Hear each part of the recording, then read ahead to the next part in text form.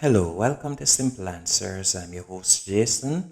In this video, I'll be showing you how to turn on Reader View automatically in Safari browser on your iPhone for all websites. First, you're going to need to go into Settings. Once in Settings, you're going to scroll down and you're going to select Safari. Then you're going to scroll down to right where you see Reader.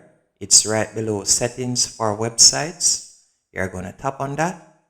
And by turning it on, as you can see, automatically use Reader View on all websites. You're going to turn that on. And that's it. Now, if you would like to turn on Reader View or turn it off for a specific website when you're browsing Safari, let's simply go into the Safari app. And I'll search for instance, ESPN. Now, if I like to turn off Reader View for this specific website, I will tap on the two A's in the bottom left-hand corner. Then you'll tap on Website Settings. Then you can see Reader View is automatically turned on. If you like to turn it off for this specific website, you'll simply tap on it and turn it to gray and tap on Done. Then you'll simply refresh the page and Reader View will be off.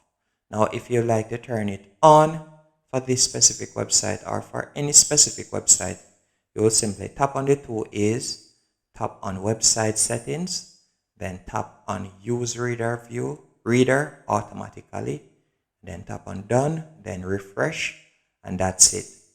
Hope you found this video helpful and informative on how to turn on or off Reader View automatically in Safari browser for all or a specific website on your iPhone.